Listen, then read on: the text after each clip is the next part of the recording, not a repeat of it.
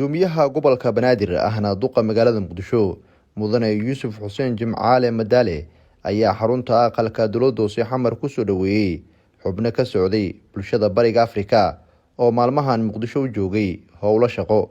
Munaasabadan soo dhaweynta waxaa goobjoog ka ahaa wasiirro iyo xildhibaano ka tirsan dowladda federaalka Soomaaliya, gudoomiye ku-xigeenka amniga iyo siyaasadda ee maamulka gobolka Banaadir iyo mas'uuliyiin kale.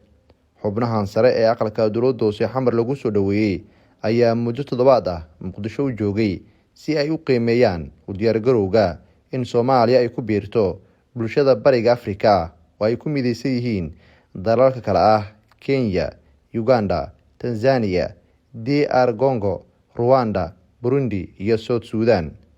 goobta soo dhaweynta ay ka socotay ayaa lagu soo bandhigay waxyaabo ka turjumaya astaamaha dhaqankeena suuban ee Soomaalida, gaar ahaan aqal Soomaaliga, dharka hidaha iyo dhaqanka, ciyaar dhaqameed iyo cuntooyinka wadaniga ee uu dalkeenu hodanka ku yahay. gudoomiye ku-xigeenka amniga iyo siyaasadda ee maamulka gobolka Banaadir mudane Maxamed Axmed Diiri Yabo ayaa ugu horeen ka warbixiyay munaasabadan soo dhaweynta ah. waxay macnaheedu la mid tahay maadaama magaalada Muqdisho ay tahay caasimadii Soomaaliya inay diyaar u tahay inay qayb ka noqoto East Africa ama bariga Afrika oo xagga dhaqaalaha, xagga siyaasadda, xagga amniga dhammaan waxay u diyaarsan tahay dowladda Soomaaliya oo ay hogaaminayo madaxweyne Xasan Sheikh caawana uu nala joogo wasiirkii arrimaha dibadda oo si gooniya ugu xil saarnaa iyo ergagii iyo wasiiru dawlihii duqii magaalada Muqdisho oo caasimadii Soomaaliya ah oo ummadda Soomaaliyeed xarunteedii ahna xaruntii maamulkaas laga maamulayo inaad caawa casho sagootin iyo soo dhaweyn intaba ah inuu duqa magaalada iyo maamulka gobolka Banaadir uu kugu sameeyay ku soo dhawaada xaruntan, ku soo dhawaada dalkii diyaarka u ahaa inuu ka mid noqdo midowgaas ballaaran oo caawa halkan aan u joogno. waxaan doonaynaa insha Allah tacaala waxaan ka rajaynaynaa inaad Soomaaliya kala noqon doontiin qalbi wanaagsan iyo inay Soomaaliya diyaar u tahay maalmihii aad joogteen sida madaxdeeda iyo shacabkeedu intuba ay diyaar ugu yihiin inay midowgaas ka mid noqdaan, ayada oo aan rajaynayo inaan shuruudihii buuxi doono hadduu Ilaahay yiraahdo. mar kale ku soo dhawaada xaruntii maamulka gobolka Banaadir. wasiirka wasaaradda arrimaha dibadda iyo iskaashiga caalamiga ee xukuumadda federaalka Soomaaliya mudane Abshir Cumar Jaamac ayaa ka mahadceliyay bandhig carweedka caawa lagu sameeyay xarunta aqalka dowladda hoose xamar, taas oo muujinaysa waxyaabaha muhiimka ah oo ay hodanka ku tahay ummadda Soomaaliyeed. mar labaad waxaan u mahadcelinayaa gudoomiyaha gobolka Banaadir mudane Yuusuf Madaale xafladan qiimaha badan ee cashada iyo sagootinta iyo madadaalada isugu jirta ee caawi uu ku maamuusay wafdiga East Africa ama bulshada bariga Afrika ee inala joogay muddada 2 toddobaad ku dhow. aad iyo aad ayuu mahadsan yahay gudoomiyuhu. sidoo kale waxaan u mahadnaqayaa dhammaan intii qaybta ka ahayd door kasta oo ay ka qaateen munaasabadan, iyo sidoo kale inaan u mahadnaqo walaalaheenna gabdhaha iyo wiilashaba leh ee ka yimi East Africa wadamada xubnaha ka ah oo muddada ay joogeen runtii dhabar adayg iyo rabitaan badan oo inay ogaadaan xogta dhabta ah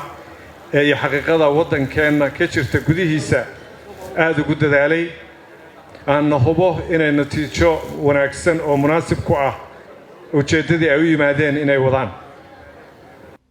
gudoomiyaha gobolka Banaadir ahna duqa magaalada Muqdisho mudane Yuusuf Xuseen Jimcaale Madaale oo munaasabadan soo gabagabeeyay waxa uu tilmaamay in maamulka gobolka Banaadir uu dhiirigelinayo dadaal walba oo ku aadan sidii Soomaaliya ay uga mid noqon lahayd bulshada bariga Afrika. waana dareensanahay bariyaha ay nala joogeen inay dareemeen walaalahayna inay dhex joogaan, dadkoodii iyo dalkoodii inay joogaan inay dareemeen ayaan aaminsanahay. maxaa yeelay caawa ayaan ka dheehanaya wejiyadooda inay sii jeclaanayaan inay muqdisho sii joogaan maalmo kale baaqo kusii noqdaan sidaasi la mid ah agaasimihii guud ee dhallinyarada isboortiga ayaa joogo iyo taliska ciidanka ilaalada deegaanka waxaan aad iyo aad ugu mahad celinayaa mar labaad iyo mar saddexaad wasaaradda arrimaha dibadda oo ayaduna beryahan hawshaan hormuudka ka eeday gacantana ku haysay iyadana waxaan leenahay wasaaraddu way ku mahadsantahay intaa kadib waxaan rabaa inaan hadalkayga halkaas ku soo koobo maadaama aan rajaynayo in maaragtay meelo fogfog loo kala hoyan lahaa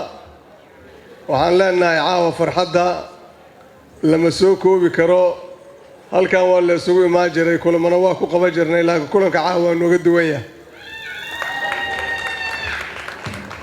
dad dhaqankayna leh oo markii la arkay waanbihii la wada yaqaano